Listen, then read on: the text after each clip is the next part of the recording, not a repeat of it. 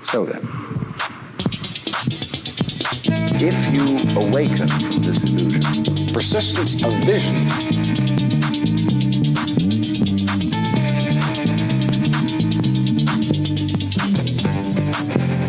ladies and gentlemen, what a pleasure it is to welcome you to the Persistence of Vision podcast, where we inspire conversations with talking about books. Lance Fever Myers, what have you to say for yourself? I say hello to you for tuning in. Thanks. Go to our website. It is pov-publishing.com. There you can read poetry, essays, comics by world-class artists. You can also listen to podcasts we've done in the past. All the links are there. You can also follow the link to Amazon to buy my book, Why So Much? And what else? Who do we have today? We have Richard Guerrero. Let me tell you about Richard Guerrero, LB. He is a very talented and versatile guest. He's a musician. He was in a band called The Crayons from Corpus Christi. He's currently in a band called Columns. He's a filmmaker. He made a documentary about the Corpus punk scene called Subcultured, The Rise of DIY Rock in Corpus Christi. He's also a journalist of sorts. He had his own music podcast for several years. Richard, what do you have to say for yourself? Hello, everyone. Thanks for having me on the show. Thanks for being here, man. Yeah, having fun already. I have known Richard for, 25 years, something like that? Since the early 90s. Since the 90s, because my band, Gals Panic, played Corpus a handful of times back in the 90s, and I was always really impressed with the scene there. It was this tight-knit, really well-organized, really enthusiastic scene. And I came to admire the people who were responsible for giving that scene its life and character, and Richard was one of those very people. Tell us, Richard, what does punk rock mean to you? What is this whole DIY thing? So it's actually an experience that has basically shaped my life in terms of, where I started as a teenager to where I am today. I started off playing in bands. Then we started a record label. That went on for many years. We put out our most recent record in January. It's a compilation LP of all of these hardcore bands from 1988 from Corpus. And about 10 years ago, we started a family business, a rehearsal studio for bands. There's about 4 studios, and then there's a little store with a bunch of DIY punk records. So even today, the ripe old age of 48, I'm still, kind of living by that code. This is all in Corpus? This is all in Corpus. Okay, yeah. Mm-hmm. Okay, so we've welcomed Richard here today to talk about a specific book called Our Band Could Be Your Life, and it really sounds like you've embraced that title. Tell us where the title comes from. So the title comes from a Minutemen song. It's called History Lesson Part 2. Yes, I love that song. It is a very sweet and tender song, an ode to like how they started, right. And fell in love with punk rock, traveling from their hometown of San Pedro, California to Los Angeles. And I, coming from Corpus Christi, can totally relate to the Minutemen experience because we would travel to San Antonio. We would travel to Austin to see the touring bands because those bands generally had never heard of Corpus Christi. So if you wanted to see Black Flag, which I didn't see Black Flag in real time, but if you wanted to see Black Flag in, say, 85, you had to go to San Antonio.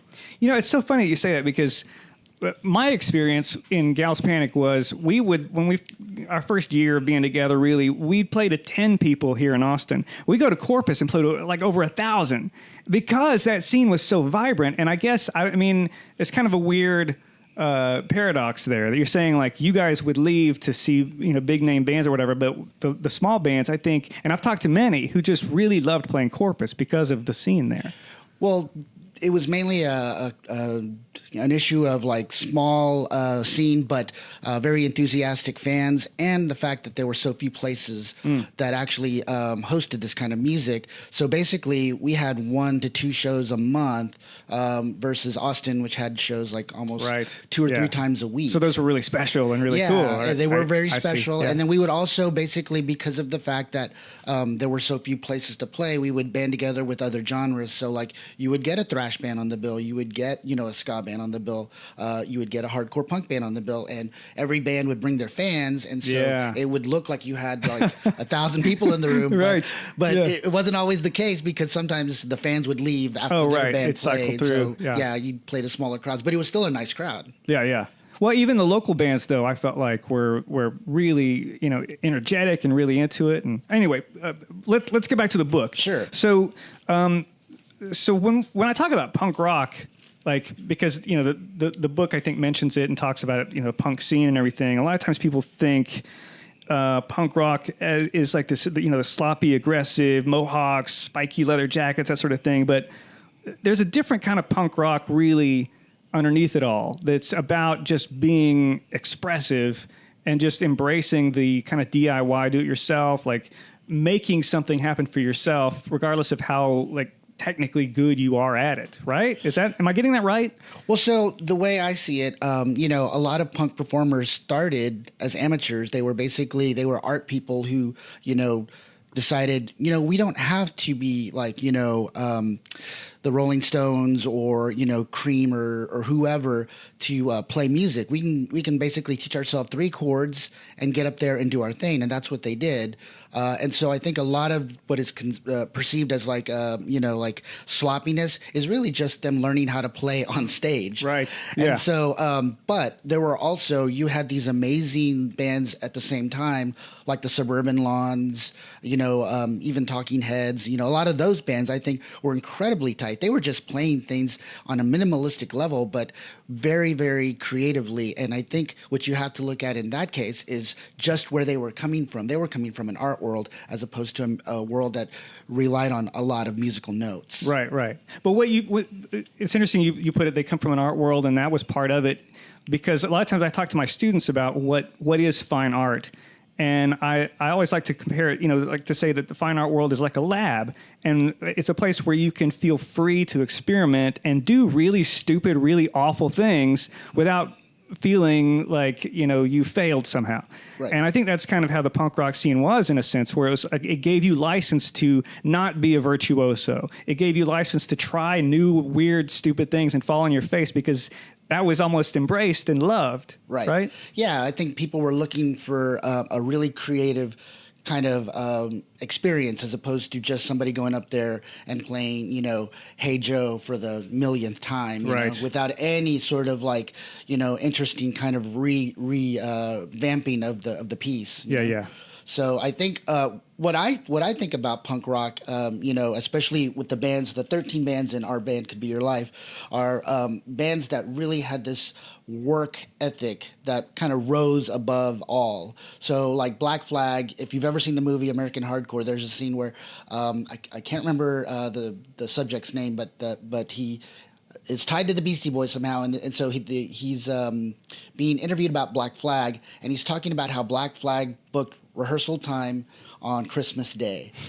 And that just speaks to the work ethic. Like while everybody else is just kind of taking time off, they're in there at 8 a.m. rehearsing. Right. And that's why Black Flag kind of burned through so many members, is because Greg Ginn had this incredible work ethic, and he demanded everybody in the band have the same work ethic or get out. Right. I was going to ask you again about the title, but I think you're explaining it pretty well. Like Our Band Could Be Your Life, that they lived this, right? Is that what that's about? Oh, right? Absolutely. They lived this. They would go on the road and they would sleep on floors of strangers' homes or apartments. They would live on $5 a day and eat like nachos from 7-Eleven, and sometimes they would share the nachos. They would talk about like, getting a candy bar and breaking it into, thirds or fourths or whatever, just so that everybody had some. So they basically put every single dollar that they made back into their respective bands. So it's definitely more than just, trying to, make music. It's also about like the work ethic that they created as a result. So the book is Our Band Could Be Your Life. The author is Michael Azerrad. And the subject of the book, of course, is not punk rock in general, but a little more specific. It's American punk rock from mostly the 80s. And then into the 90s. And the bands that are covered are the Butthole Surfers, Mission of Burma, the Minutemen, Black Flag, Husker Du, Minor Threat, The Replacements, Sonic Youth, Big Black, Fugazi, Mudhoney, Beat Happening, and Dinosaur Jr.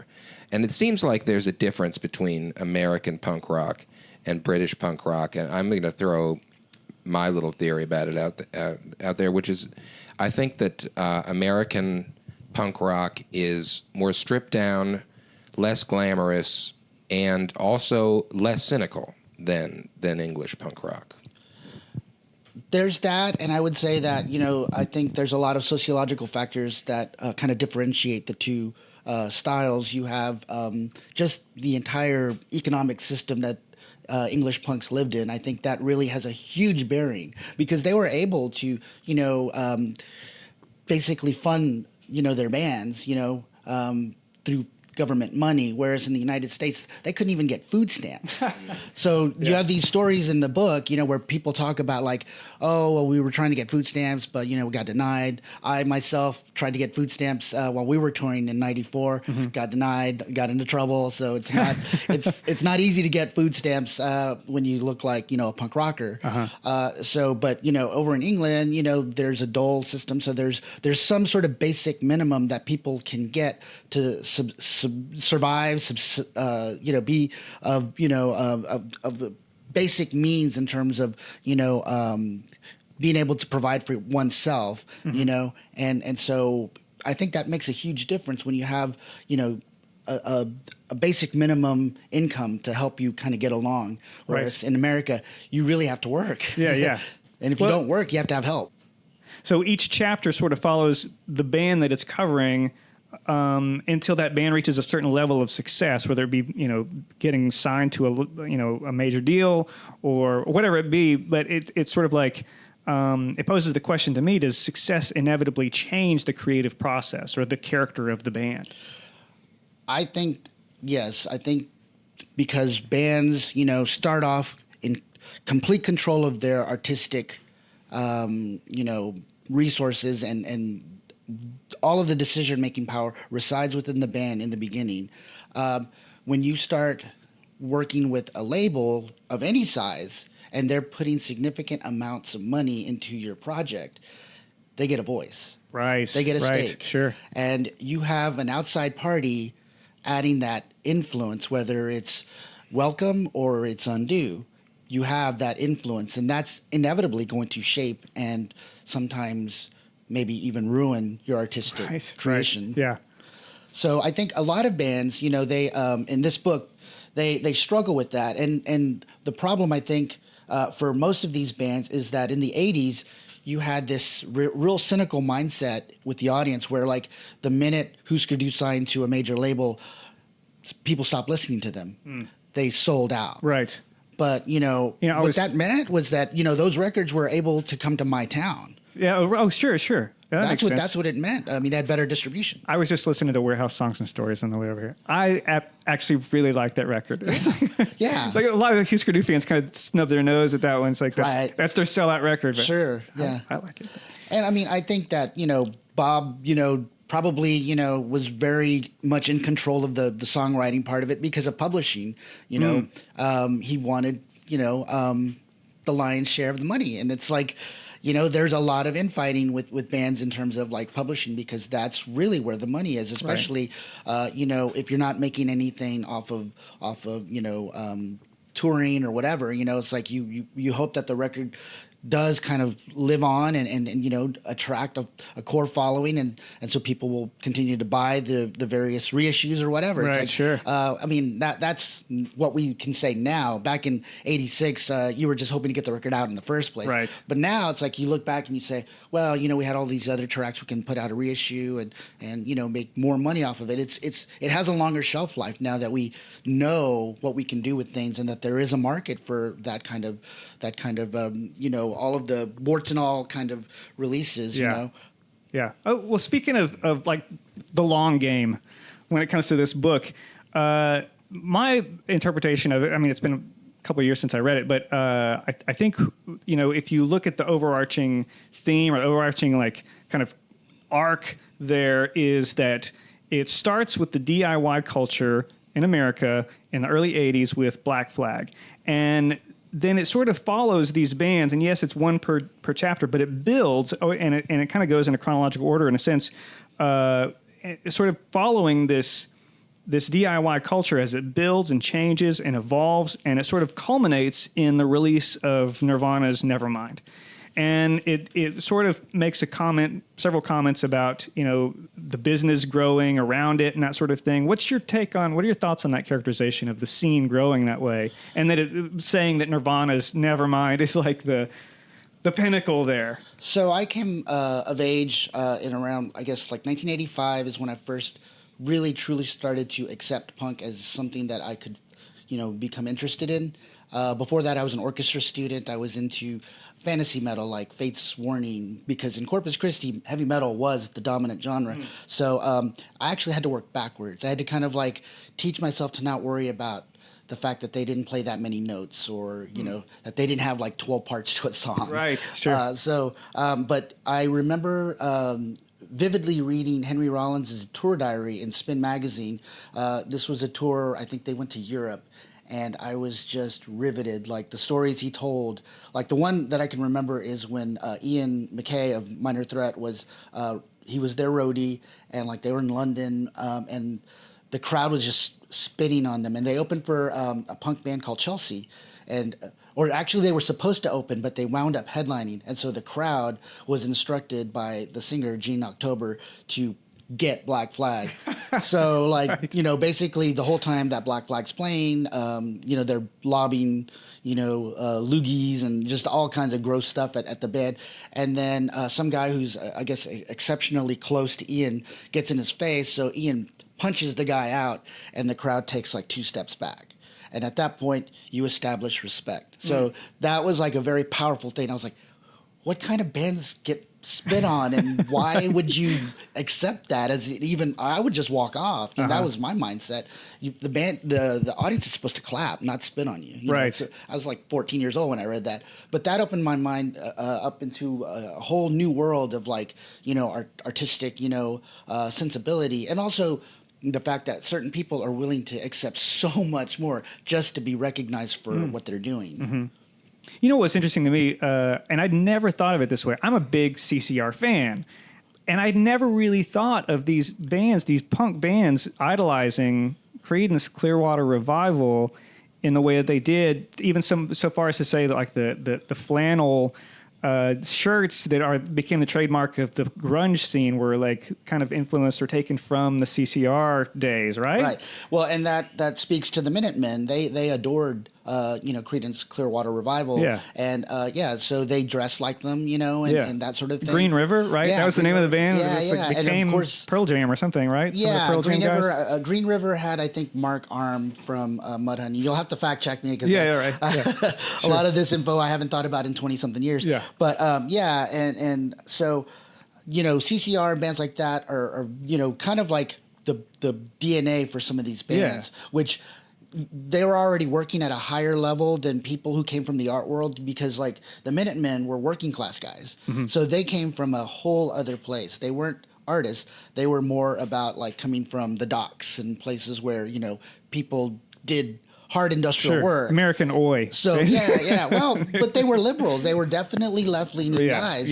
Sure. They had songs like "Working Men Are Pissed." That's like a wonderful song about the working class. They had songs that just are kind of common knowledge now. It's like Corona. Was used by the Jackass TV show. So I mean, they have all of these wonderful songs.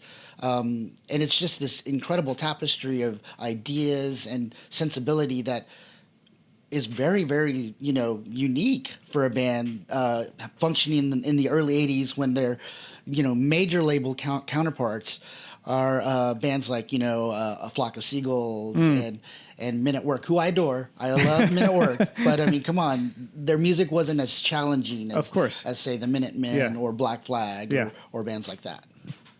Yeah, I was going to say the probably the most shocking revelation in the entire book for me was that the guy who started Black Flag was a Deadhead, a huge Grateful Dead fan, and been to, he said he went to 75 shows or something. I was just like, are you kidding me? No, that's very true. And they were also very big into Black Sabbath. Oh, right. So there's a story, I think it's in the Henry Rollins book, Get in the Van, where they talk about just being totally turned off from the hardcore scene. They were done with it. So basically, ZZ Top's Eliminator record had come out, so they had a cassette. So they would pull up to their shows playing Eliminator, sharp dressed man, right, and yeah. legs and all of that, yeah. and they would crank it as they unloaded, and the punks were just like crestfallen. They were just heartbroken because their, hardcore heroes were like embracing MTV rock. That's hilarious. But back to the CCR thing. After reading the book, I went back and listened, and then call me crazy, I can totally hear in Soundgarden like Chris Cornell's voice is a John Fogerty voice sure. in a Yeah, sense, yeah. But anyway, yeah, we all have the bits and pieces that we kind of borrow from a wide range of art, and that's what makes music interesting. Is you can cherry pick your influences and create a whole new sound by being very selective with your sources. Sure, yeah. Okay, so which of the bands are your favorites in the book? So, because I'm from Texas and because I've lived 3 times in Austin now, I was very thrilled to read about the Butthole Surfers. Right, me too. And the reason why is because, like I said, I came of age in terms of punk in the mid-'80s, and a lot of these bands were already either they were at the end of their career or they were done. And so... well, not done, but I mean, a lot of them were like kind of moving on into different sounds, I guess, or different projects. But so the Butthole Surfers was a band that was actually putting out records in real time, as far as my timeline goes. And we would go skate to their albums.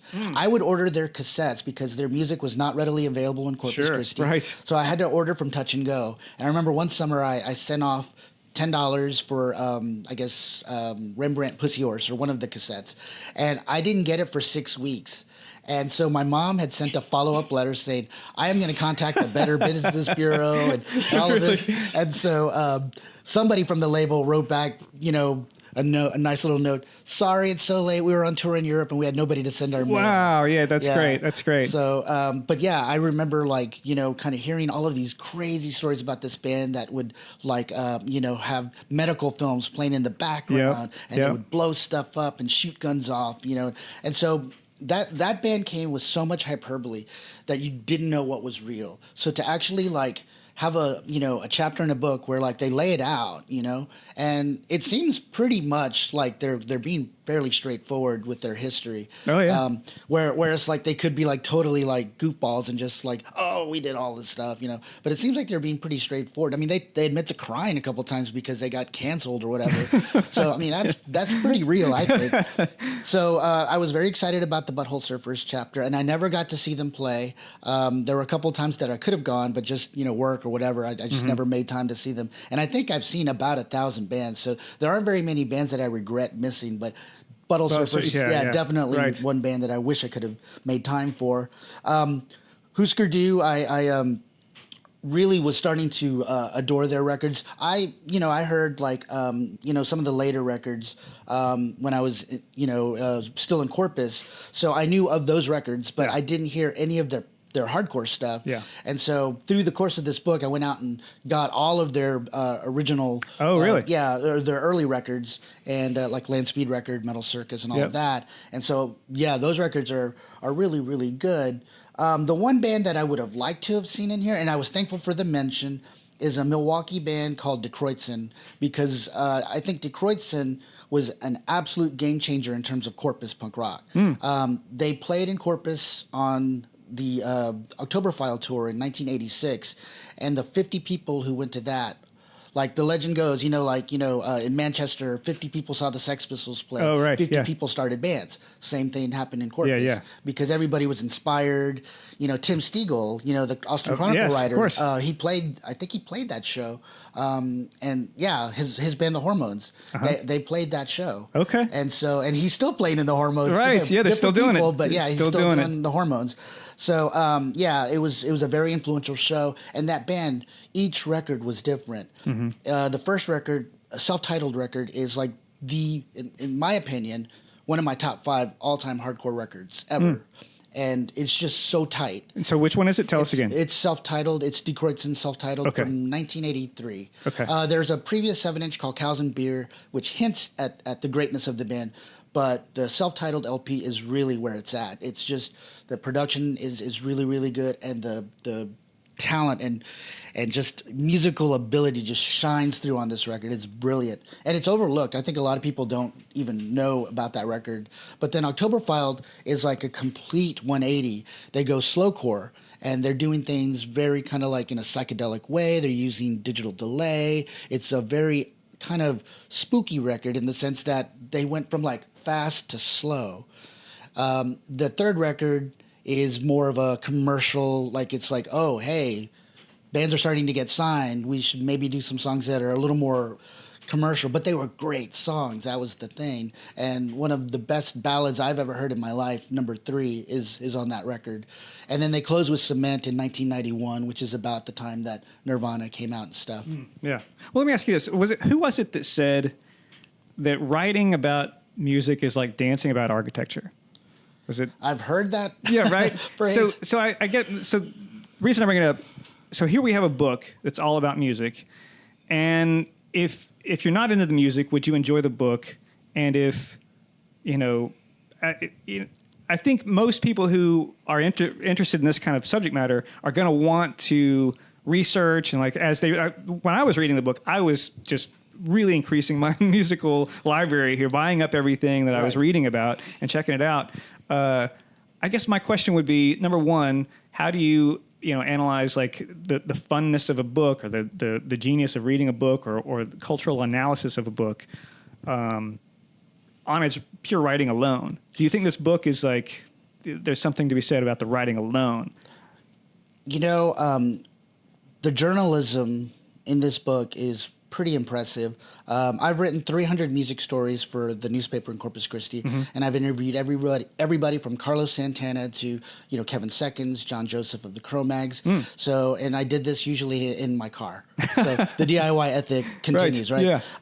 So I read this book, and I was just really, really impressed with the quality of the writing and also the attention to detail. Yeah, and it's interesting when you talk about writing about music in the book. In the introduction, he actually says, I'm not really going to be writing about the music because I'm going to.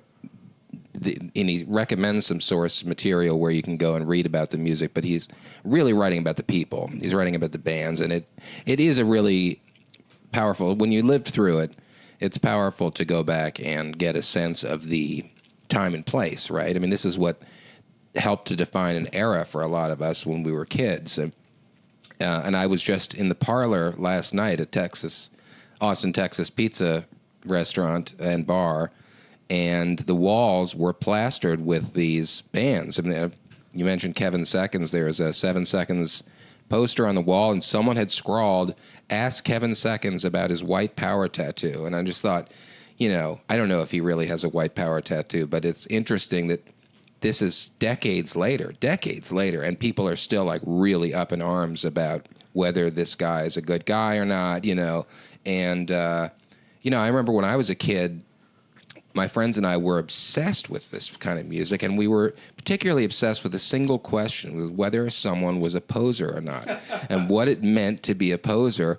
And how could you tell the difference between someone who is just really into the stuff and was a poser? So let me ask you that. What do you think? What makes a poser, and what separates a poser from a punk? So I guess I would say that, I was probably a poser for a while because I came from the metal world, and I didn't have a lot of money to buy the records, and we didn't have access to good record stores. We had some decent record stores, and they carried some of the basic, titles. But, if you wanted something really obscure, you had to go to Austin or Hog Wild in San Antonio. So I didn't know a lot of stuff in the beginning. I would read Maximum Rock and Rolls that were 3 years old. So my knowledge was dated, There was no internet. So there was no way to verify these stories. People would say things, and, you would carry these kind of like myths with you forward. And then you come to a place like Austin where people were there, and they'd say, "What are you talking about? Who told you that?" Yeah. And I'm like, "Oh, well, this other guy told me that." And they're like, "Well, I was there. That did not happen." Interesting. So yeah, we would operate on all of this misinformation because we had no way to fact check things. It's so funny, I think back to those days and wonder, how did I even know shows were going on? And I think of, for example, when I went off to college in Nebraska, and I lived in this tiny little shit town and we would drive to Lincoln, the college town, for to buy records. And it was there. They had at the record store. They had a bulletin board.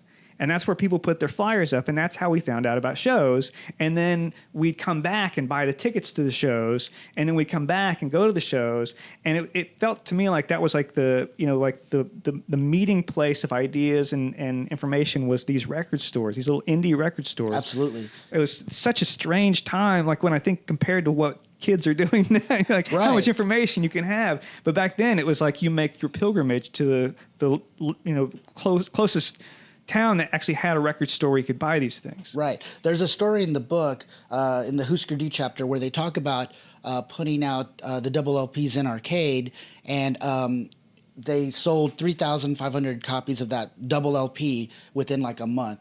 But they were touring, and so they would get to a town, and there were no copies to be sold. So they would do in-stores play and would not have any merch to sell. Right, yeah. So they were extremely frustrated with the lack of support. Mm-hmm. And that's why they signed to a major label, or one of the reasons why they signed is because they couldn't get their records in the hands of the fans that really wanted those records. Yeah.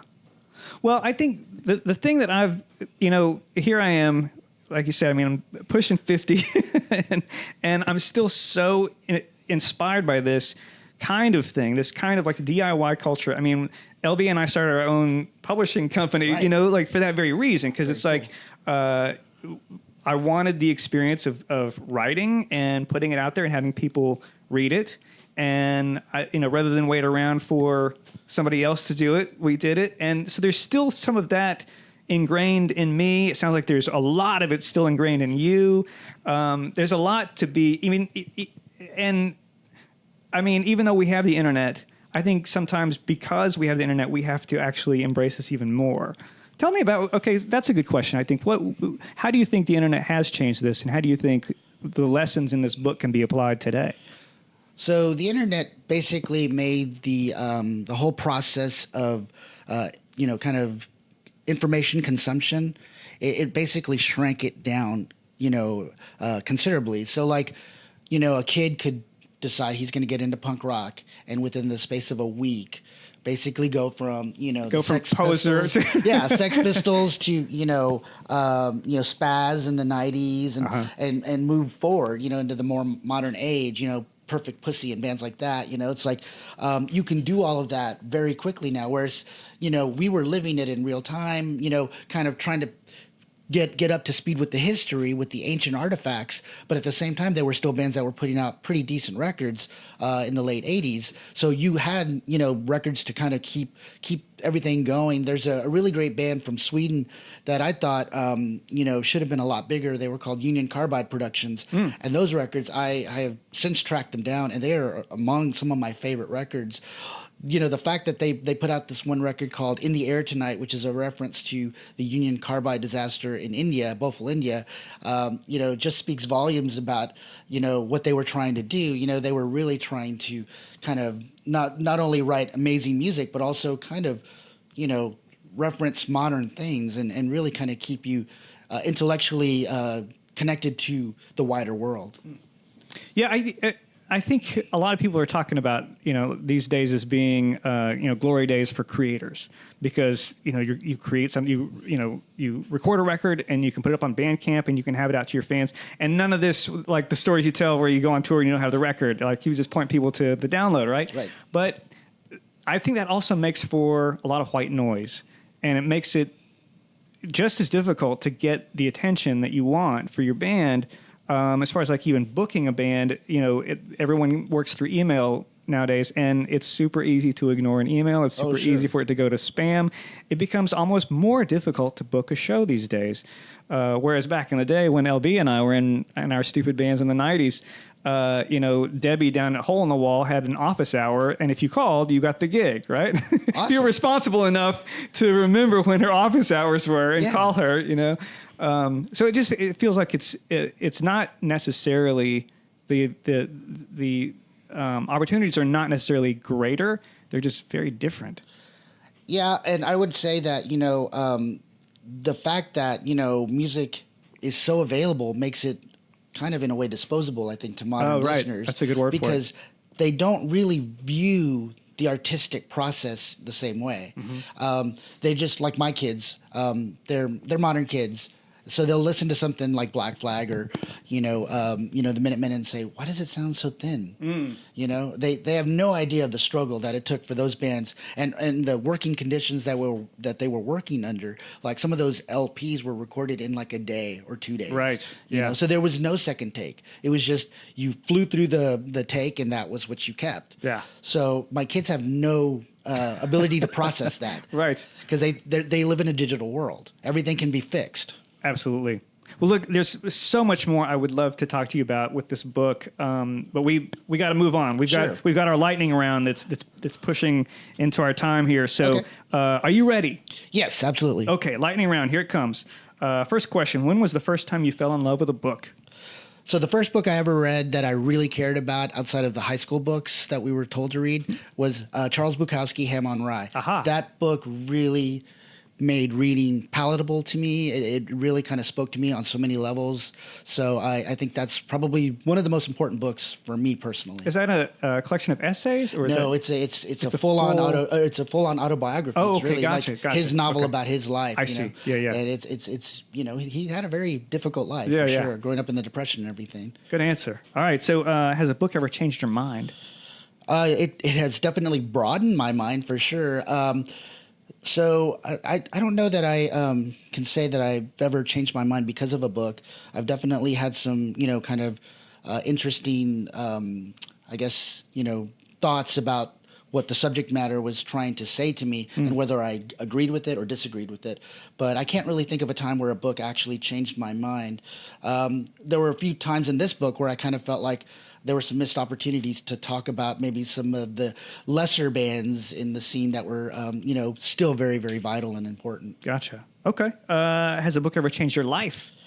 Yeah, I would say that, Ham on Rye was definitely one of the, because I mean, prior to that, I didn't drink alcohol, and so I was starting to drink. Bad influence, right? No. But what I mean is like, the fact that this guy was like kind of writing about life from a very impoverished kind of way, and still just having these really lucid observations and everything. Yeah.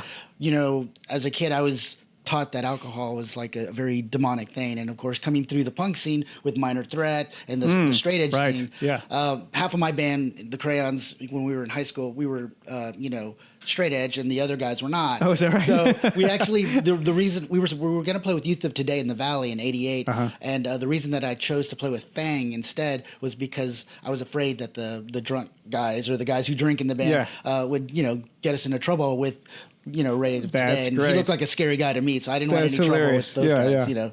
Well, it's like what Hemingway said: write drunk, edit sober. Yeah, exactly. I think there are a lot of people who kind of live that creed. Has a book ever made you cry? Yes. Gosh, I'm trying to think of an example of that. There's a couple of Bukowski stories, short stories, where he really is saying poignant things. I think The Most Beautiful Woman in Town, there's a really nice short story in there. There's various scenes in other books by other writers that I really connect with. So I have a book that I've written that is unpublished. And so the ending, when I wrote that ending, I really was like, oh my gosh, I was like really moved by the ending. So, I think it's just if you're really in touch with what you're doing, creatively speaking, I think you can be even moved by your own work. I like that. Was it a novel or was it short story? Yeah, it's a novel, and it's fictional. Yeah, it's fictional loosely. There's some biographical elements in it. Of course, for sure. Okay, fantastic. You ever gonna release it? I am thinking about it. Yeah, I'm really busy with work and I'm trying to be a great co-parent, so spent a lot of time on the road coming back and forth between Corpus and Austin. Gotcha. Okay, so name a book that you've read more than once. So I have read this book, after I read the book from page, cover to cover the first time, I would go back and read various chapters, just because I favored some bands more than others. Like I was really, really big on Big Black in high school because of Thrasher magazine. Thrasher was, very, very influential in addition to Maximum Rock and Roll. And so Big Black was a huge band. The Skaters loved Steve Albini and his work. So I definitely read that book or this book a couple times, or at least various chapters of it. Henry Rollins' book, Get in the Van, I think I read that a couple times. And then he also had like some of his own books. He had a collection of poems and things. So some of those books came out in the 90s, and I read a couple of those a couple times. Fantastic. All right, so here's the $1 million question. Do you have any poetry committed to memory? No, I don't. I'm sorry. That's fine. That's fine. You're definitely in the majority here. I think we've only had maybe one or two guests who actually, had the guts to actually try to recite something or the memory, right? Okay. But if you'll permit me, like the title of this book, I think is a perfect piece of poetry. It's fantastic. I love that song. And I don't know that I knew the song before I read the book, to be honest. Really? Yeah. So I have this playlist. It's called The Celebration of Life, and I'm not trying to be morbid, but I want my life or my funeral to be reflective of my life. So I've curated this set list, and it's on there, and it's it in a way it speaks to my life because we were the same way. We were outcasts, and when we'd go to bigger towns, we definitely stood out. We would go to San Antonio, we'd go to Austin, and everybody knew they're not from here. I've never seen these guys before. So we definitely, I feel like that song speaks to my experience, in a very deep and profound way. I'm fine. I think that I'm very, very lucky to have experienced what it was like to tour with my band. And I think that might be one of the reasons why I love this book so much, is that feel like being reminded, that nostalgia feeling of being on the road and just feeling lost, and you're just doing this thing, you're living for your music and for your band, and there's something just really magical about that. Yeah, I mean, I think the last time we went on tour was in 2006 with Laughing Stock, and it's a lot different now to tour. I bet it would be. Yeah. For a lot of reasons. Right. Yeah. But I mean, it's still when you get up there and play and people are coming up to you afterwards and saying, I really like that one song, that is like, that's what it's all about. It's Absolutely. Like connecting, Of even course. if it's just with one person, Of course. To have that person come up to you and say something nice about your music when they don't have to say anything. That's why we do it, right? Yeah. That's why we do it. Yeah. So your band Columns is recording a new record right now? Yes. As a matter of fact, we have, our own studio. And so like we basically, whenever time permits, work-wise, we come in and we work on tracks. So we actually have a secondary studio here in town. And so we kind of work back and, between both studios back and forth. So when can our listeners hear it? So schedules are really the key thing. John Alanis, our guitar player, is also in another band, a local Austin hardcore band. And so that band is starting to really take off. And I wish I could tell you the name, but they just played their second show, maybe their third show. And so they're starting to really kind of, take off. And so they're going to get more active. So that's going to kind of slow our project down a little bit. But he still makes a lot of time for the recording sessions and stuff. However, we do have a show to announce. We're playing Dozen Street on September the 12th. September 12th. And what's the name of the place?